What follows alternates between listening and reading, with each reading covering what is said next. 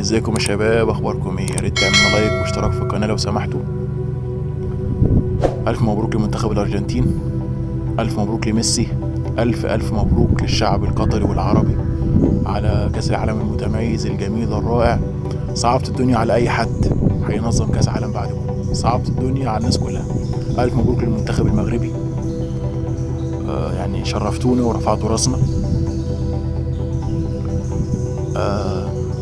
اول ما المنتخب الارجنتيني اخذ كاس العالم، طبعا روحوا لبلدهم عشان يحتفلوا في الارجنتين، والناس كلها كانت مجنونه بكاس العالم، يعني ما صدقوا كسبوا كاس العالم تقريبا.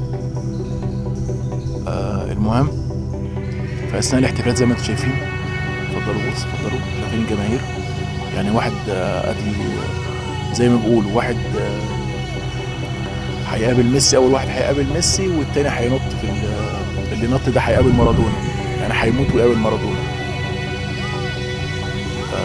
المهم، في اثناء الاحتفالات كان هيحصل امر خطير، وكان تقريبا يعني ميسي هيموت فيه. الحمد لله يعني جت سليمه، مش عايز حد يتخض. يعني شايفين اللقطه؟ اتفرجوا على اللقطه، ده سلك كهربائي تقريبا، يعني جت سليمه جت سليمه. اللي انا الحمد لله ما لمسوش، عشان ده مش نعرف سلك كهربائي ولا ايه بالظبط. يعني اقل ما فيها كان هيحصل اصابه لميسي.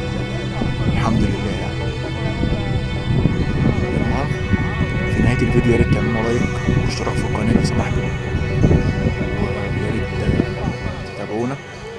وان شاء الله انتظروا الفيديو الجاي، هيكون مقارنه بين ميسي ورونالدو على مين الافضل في التاريخ. مع السلامه.